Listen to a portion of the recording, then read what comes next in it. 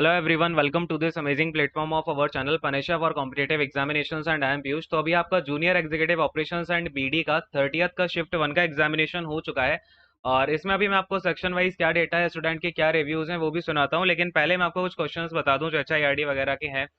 तो देखो कुछ क्वेश्चन तो HIRD के 4-5 थे जो कि आउट ऑफ बॉक्स थे। आपका इंडिपेंडेंस तक कुछ आपका इलेक्ट्रिफिकेशन का डेटा पूछा गया था जैसा 2-3 बच्चों ने बताया है, लेकिन कुछ क्वेश्चन बहुत ही इजी थे। अब बताओ, जैसे कि ये क्वेश्चन था आपका, फर्स्ट पैसेंजर ट्रेन रैन बिटवीन, फर्स्ट पैसेंजर ट्रेन आपका कहाँ से कहाँ के बीच में चली थी, ठीक है ना, रैन बिटवीन। तो ये तो बहुत ही इजी क्वेश्चन है आपका, बोरी बंदर से लेके थाने के बीच में।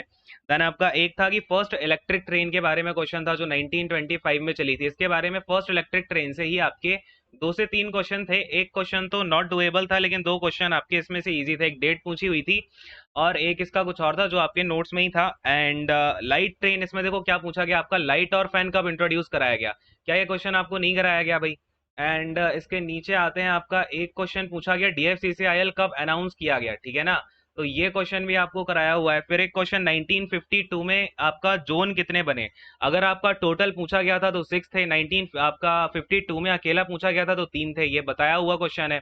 देन ऐसे ही आपका एक क्वेश्चन था कि देखो ये क्वेश्चन था आपका कस्टमर वैल्यू से। देखो कस्टमर वैल्यू आपको मैंने समझाई थी कि नहीं समझाई थी। क्या करते हैं, टोटल बेनिफिट जितना भी आपको हुआ है उसमें से माइनस कर दो आपका कस्टमर के ऊपर जितना भी पैसा लगा हुआ है। एक क्वेश्चन था आपका, पहली मेट्रो रेल कहाँ पर चली, ठीक है। तो पहली मेट्रो रेल कराया हुआ है, ये भी आपको कोलकाता में चली थी। देन आपका एक क्वेश्चन पूछा गया कि आपका ईस्ट सेंट्रल रेलवे ECR के हेडक्वार्टर्स कहाँ पे हैं। तो ये भी आपको कराएगा। मतलब ये देखो इतने सारे क्वेश्चंस आपको कराए गए हैं जो आए हैं, लेकिन इसमें अब ये भी है कि आपका 4 से 5 क्वेश्चन आउट ऑफ बॉक्स है तो उन्हें छोड़ना है। अब यहाँ पे क्या किया कि कुछ बच्चे इसी बात पे रो रहे हैं कि सर ये 4-5 क्वेश्चन नहीं हुए, 4-5 क्वेश्चन नहीं हुए। तो वो क्वेश्चन डियर छोड़ने के लिए होते हैं, उन्हें आपको छोड़ना था, वहां पे तुक्का भी नहीं लगाना होता है, ठीक है। 4 से 5 क्वेश्चन ऐसे होते ही हैं। बाकी का और अगर सेक्शंस की बात करें तो अच्छा एक क्वेश्चन और देखो, यहाँ पे कोर का हेडक्वार्टर पूछा गया। तो ये क्वेश्चन आए नहीं है कि अच्छा मैं देख रहा हूँ कुछ बच्चे ना जिन्होंने ठीक से पढ़ा नहीं है वो आगे ये क्या है वो क्या है। तो उसके लिए आपको पढ़ना तो पड़ेगा ना, जिन्होंने पढ़ा है। बताओ ये क्वेश्चंस कुछ ज्यादा हार्ड है क्या? नहीं है। तो कुछ क्वेश्चन आपके इजी भी हैं बट कुछ क्वेश्चन हाँ हार्ड थे। हार्ड का मतलब है जो कि फैक्चुअल डेटा पे थे। कुछ क्वेश्चन थे ऐसे जो कि आप नहीं कर सकते थे तो उन्हें छोड़ना था ना। ऐसा तो नहीं है कि आपको 120 में 120 क्वेश्चन करके आने हो, है ना।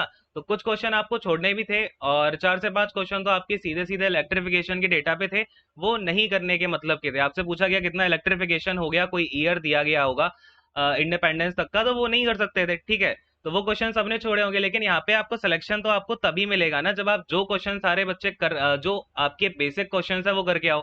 ये सब कराया हुई चीजें हैं। अब इसमें भी कुछ बच्चों ने गलतियां कर दी हैं, अगर आप इसमें भी सिली मिस्टेक करके आ रहे हो तो फिर कैसे काम चलेगा, है ना। उसके बाद बोलो कि भाई पेपर बहुत ज्यादा हार्ड है। हार्ड नहीं है, फैक्चुअल डेटा है तो कट ऑफ उसके हिसाब से वरी करेगा, ठीक है। तो इस चीज को समझो, क्लियर है। और एक आपका लोकमान्य इंजन जो कि पहला इलेक्ट्रिक इंजन था, इसको फ्लैग ऑफ किसने किया? चलो ठीक है, ये क्वेश्चन आपका थोड़ा सा अलग से आ गया, लेकिन इसका वैसे शायद JLN राइट आंसर होगा, जवाहरलाल नेहरू। और ये चितरंजन लोको वर्क्स ने बनाया था। जिनका आगे आने वाले बच्चों का एग्जाम हो वो इसको नोट डाउन कर लेना। ये पहला electric engine, electric train engine था, ठीक है। तो ये चीज आपकी एक अलग से आ गई है। एंड CRM और मार्केटिंग की बात करूं तो CRM और मार्केटिंग में बस 1-2 क्वेश्चन थे जो आपके फैक्चुअल थे, जैसे कि एक आपका कस्टमर वैल्यू पूछा गया। और CRM मार्केटिंग में आपको कस्टमर की नीड्स के रिलेटेड बहुत सारे यहाँ पे स्टेटमेंट दिए गए। तो जिन बच्चों ने नीड वाला जो मार्केटिंग में आपको मैंने सेक्शन कराया था वो पूरा समझ लिया होगा, वो सही। अब देखो यहाँ पे बात क्या है ना, CRM मार्केटिंग में आपकी थिंकिंग बेस आ रहे हैं। अब जिन बच्चों ने समझा हुआ है, देखो चूज तो दोनों करके आएंगे क्योंकि आपका अंडरस्टैंडिंग बेसिस पे कंसेप्चुअल है, लेकिन जब आपका फाइनल आंसर ये निकल के आएगी तो कहीं ना कहीं आपको इफेक्ट दिखेगा कि जिस बच्चे ने जो ये चीजें समझी हुई हैं उसका करेक्ट निकलेगा और वो फिर बाद में आपको आंसर की में निकलेगा। सारी की सारी आंसर कीज भी आपको जब आएंगी तब उसमें मैं दिखाऊंगा किसका क्या आ रहा है क्या नहीं आ रहा है। और सिलेक्शन तो यहीं से होने वाले हैं बच्चों के, ठीक है। ये तो मैं आपको बता दूं बिकॉज जो क्वेश्चन नहीं हुए हैं ना वो कहीं से नहीं होने वाले, ठीक है। जैसे कि इलेक्ट्रिफिकेशन वाला जो डेटा है 4-5 वो नहीं होने थे, उसमें अगर आपने तुक्का लगाया तो गलत किया।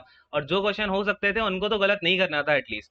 जैसे मैं देख रहा हूँ कुछ बच्चे बता रहे हैं कि सर DFCCIL का हम ये कराए वो कराए, इसका ये गलत आंसर कर दिया, इसका गलत आंसर कर दिया। तो ये अगर ये ईयर आप याद करके नहीं गए, कराई हुई चीजें हैं तो उसमें कैसे काम चलेगा, है ना। तो ये सब है, खैर।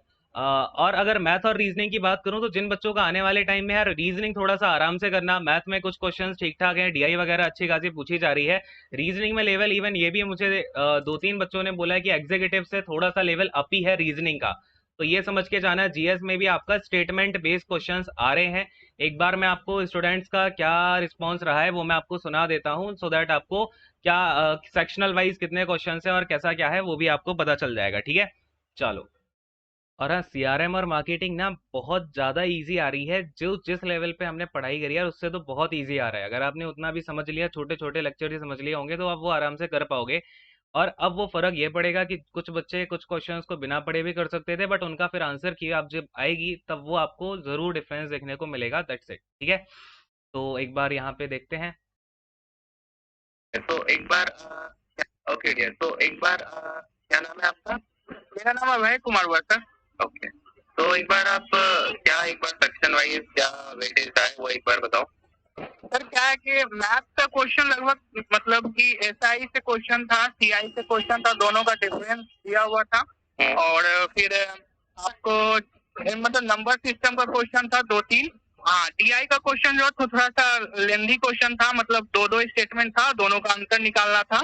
और रीजनिंग का जहाँ तक बात रहा तो मिसिंग नंबर का चार चार कॉलम वाला था।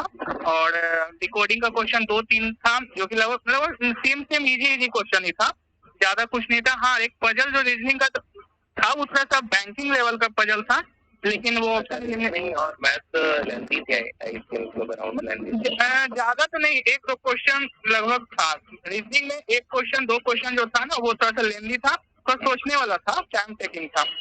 तो और यार सीआरएम और मार्केटिंग में कैसा है? सीआरएम मार्केटिंग डायरेक्ट तो उससे तो नहीं था, जो एक्चुअल बेस पे नहीं था। आपका क्या क्वेश्चन थे कुछ आपको याद है? जैसे इसमें ऐसा था कि सेल, जब आप सेल रिप्रेजेंटेटिव जो होते हैं वो जब कस्टमर से इंटरेक्शन करते हैं तो उसमें उनकी क्या एडवांटेज होती है, कौन एडवांटेज नहीं होती, इस टाइप से क्वेश्चन था, घुमाया हुआ था। एक क्वेश्चन मुझे यहाँ पे एक स्टूडेंट ने भेजा है, कस्टमर वैल्यू से कुछ क्वेश्चन था क्या? हाँ, कस्टमर वैल्यू का है ना, ये फॉर्मूला था कि वो कैसे निकालते हैं। सही, तो डायरेक्ट आ गया आपको फॉर्मूला था डायरेक्ट ये। और जहाँ तक और इसमें था। अच्छा, ये जो आपका सेल्स रिप्रेजेंटेटिव वाले क्वेश्चंस है, अगर आप यहाँ पे एक्रोनेम करोगे, जहाँ लार्क वगैरह वाले एक्रोनेम्स कराए गए हैं, तो वहां से आप इजीली उसको अटेम्प्ट कर सकते थे। वैसे इजी था। ठीक है, कि मतलब कि है ना, स्टेटमेंट दिया हुआ था सर, अब पूछ रहा था कि इसमें कौन इसका एडवांटेज हो सकता है, नहीं होता। रिलेट हो रहा था आपका सीआरएम। हाँ, रिलेट हो रहा था वो। और मतलब सब ठीक ही था। अच्छा, और तो मतलब फॉर्मूला बेस आपका कस्टमर वैल्यू आई थी और सारे कॉन्सेप्चुअल बेस थे। हाँ, कॉन्सेप्चुअल बेस है। और बाकी कोई फुल फॉर्म वगैरह तो नहीं मिला इसमें वैसा कुछ। और इकोनॉमिक्स का क्वेश्चन भी जो था वो कॉन्सेप्चुअल ही था। ये और जीके जीके हो गया, साइंस हो गया, तो इसमें सिंपल सिंपल जीके साइंस में क्या है? जीके में सर क्वेश्चन एक था ना कि चीनी का किला ऐसे कुछ ये कहाँ है, और फिर पूछा हुआ था कि कौन सा मिल्क क्वेश्चन नहीं होता है। अ, और जस्ट लाइक क्वेश्चन, और उनको उतना याद नहीं आ रहे।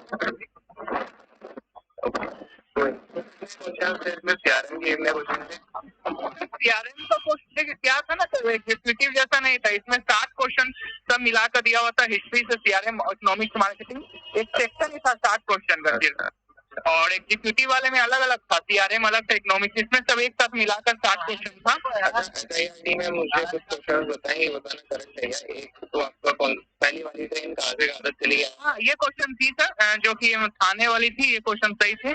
फिर एक इलेक्ट्रिक ट्रेन कब चली थी? 3 फरवरी 1925 को, ये क्वेश्चन डायरेक्ट आया था ये सब। और कुछ आया था क्या सर? पैन वाला कोई क्वेश्चन आया था? हाँ, एक क्वेश्चन था कि इलेक्ट्रिक को है ना कब मतलब कि पूरी तरह से इसको है ना लागू कर दिया गया था ट्रेन में। इलेक्ट्रिक और वाला ये भी शायद कराया हुआ था। ये सब क्वेश्चन था, आउट ऑफ बॉक्स क्वेश्चन भी थे। आउट ऑफ क्वेश्चन में यही था कि सर पूछा हुआ था कि आजादी के समय कितना इलेक्ट्रीफाई हो गया था रेलवे ट्रैक, और कुछ है ना चौड़ाई मीटर गेज वगैरह दिया हुआ था कि इलेक्ट्रिक ट्रेन चलाने के लिए कितना मीटर गेज होना चाहिए, इस टाइप से। और आउट ऑफ, हाँ, और फिर सर इसमें नाम वगैरह पूछते हुए था। अच्छा, ये एक बच्चा बता रहा था पीएन शुक्ला का कौन सा क्वेश्चन है? हाँ, पीएन शुक्ला का क्वेश्चन उसको कब नियुक्ति किया गया था? पीएन शुक्ला का, हाँ, अच्छा, ये कौन से क्या टाइम पीरियड की डेट थी? हाँ, डेट इस तरह से था कि 2006, 2009, 2009 से 10, 10, 11 से 12 इस टाइप से था। अच्छा, ठीक है। और और आपको और कुछ क्वेश्चन याद हो तो एक बार बताओ।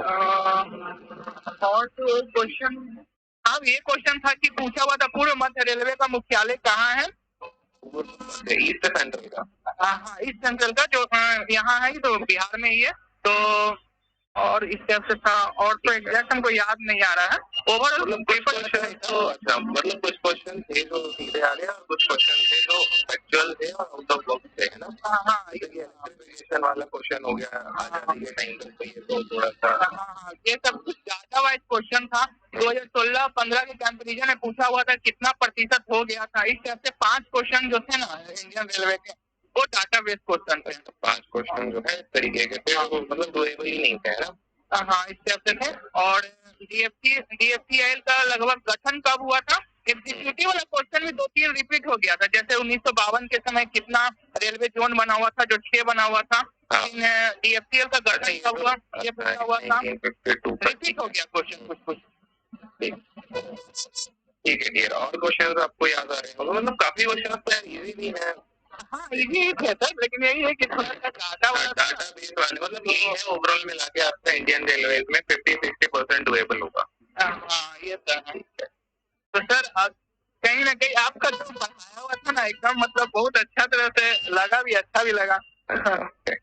Okay dear, and CRM marketing में क्वेश्चन आपके कितने क्या रिलेट हो पा रहे थे? कुछ अगर याद आ रहा हो तो बताओ। किस में सर? सीआरएम और मार्केटिंग में। सीआरएम का क्वेश्चन सर क्या है ना, कॉन्सेप्चुअल था ना, जो हमको याद नहीं है, लेकिन इसी टाइप से था कि एडवांटेज पूछा हुआ था, कौन इसका विशेषता हो सकता है, नहीं हो सकता है, एक ग्राहक को रिप्रेजेंटेटिव से क्या उम्मीद होती है, इस टाइप से क्वेश्चन था। अच्छा, ये सब चीजें तो लास्ट में कराई थी सीआरएम के लास्ट के लेक्चर में, उससे रिलेट हो रही थी क्या? मतलब हाँ, या मार्केटिंग से कुछ थोड़ा बहुत हुआ? हाँ, हो तो रही थी सर, लेकिन यही है कि थोड़ा समझना पड़ता है उसको कि हाँ ऐसे करके अपने को उसके जगह पर रख कर समझना पड़ता है। ठीक है डियर, और आपको कुछ क्वेश्चंस अगर और याद आते हैं तो एक बार मुझे टेक्स्ट कर देना। और जीएस वगैरह में आपको कुछ याद है क्या? जीके का क्वेश्चन तो हाँ, एक पूछा हुआ था कि सर यूकैरियोटिक कोशिका में कितने क्रोमोसोम होते हैं, ये पूछा हुआ था। फिर और तुमको एकदम याद नहीं आ रहा है सर, बाकी इस क्वेश्चन थे।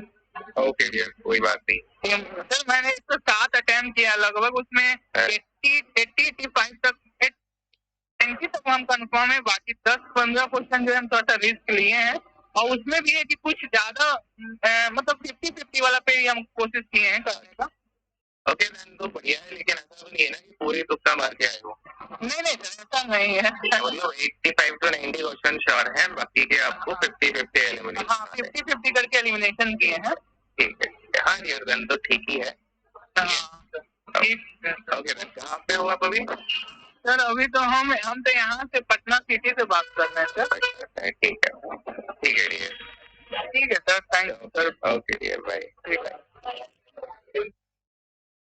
तो ये आपका ओवरऑल रिव्यू रहा है। एंड जो आने वाली शिफ्ट में जिन बच्चों का एग्जामिनेशन है, जो चीज़ें हैं उनको रिवाइज करके जाओ, और ये सिली मिस्टेक करना छोड़ो। जिन बच्चों ने ढंग से नहीं पढ़ा है वो कॉन्टिन्यूसली सिली मिस्टेक करके आ रहे हैं, यहाँ से नंबर कटेंगे, यहाँ से आपका सिलेक्शन जाएगा, कुछ बच्चे अंदर जाएंगे, कुछ बच्चे बाहर जाएंगे जो सिली मिस्टेक करते रहेंगे, ठीक है। एंड आपको बस सीआरएम और मार्केटिंग में तो ज़्यादा कुछ तो आ ही नहीं रहा है, बस जो भी अंडरस्टैंडिंग वगैरह दी है। नीड वाले क्वेश्चंस काफ़ी आ रहे हैं, तो जहाँ पे नीड वाला कंसेप्ट बताया था उसमें जो एग्जांपल्स दिए थे वो अच्छे से अपने माइंड में यार सेट करके जाना, बिकॉज वो एग्जांपल आपको बहुत ज़्यादा हेल्प करेंगे जो भी वो सिचुएशन बना के दे रहे हैं क्वेश्चंस, ठीक है। वैसे आपको लग रहा होगा कि हम ऐसे बिना उसको देखे भी सॉल्व कर सकते हैं, बट इसके हिसाब से ही आपका आंसर करेक्ट दिया जाएगा, ठीक है। वो सब आंसर की में पता चलेगा आपको जब आप देखोगे, तो ये चीज़ें हैं। और आप अगर देखोगे ना तो जूनियर एग्जीक्यूटिव की हर शिफ्ट में 10+ क्वेश्चंस सीधे सीधे देखने को मिले हैं, और सेकंड शिफ्ट में इवन 24 में 20+ क्वेश्चन सीधे सीधे आए हुए हैं। और जूनियर एग्जीक्यूटिव में भी आज भी आपके 10 to 12 प्लस क्वेश्चंस आपके देखने को मिले हैं सीधे सीधे नोट से, ठीक है। तो ये यार बहुत बड़ी बात है, आप जाके इवन देख लेना, अभी जब आंसर की आएगी तो आप लेक्चर से मिला लेना, सारा यूट्यूब पे ही पड़ा, तो फ्री में हर चीज़ प्रोवाइड कराई है। बहुत मेहनत करी है साथ में, आई होप आप भी अच्छे से मेहनत करोगे और कुछ बच्चों का निकलेगा यहाँ से, तो वो रिजल्ट आने के बाद उनका इंटरव्यू वगैरह भी कंडक्ट करा दूंगा, ठीक है। तो बस ये चीज़ें हैं, आप लोग जिनका और आने वाली शिफ्ट में अच्छे से आप जाओ, ज़्यादा टेंशन नहीं लेनी है। बस अपना माइंड खोल के रखना, क्वेश्चन को ध्यान से पढ़ना, बहुत सारे बच्चे मिस्टेक कर रहे हैं क्वेश्चन को पढ़ने में, क्वेश्चन ढंग से पढ़ना, ठीक है ना। बस यही है, और एंड करते हैं। Thank you so much, God bless you all, take care and bye.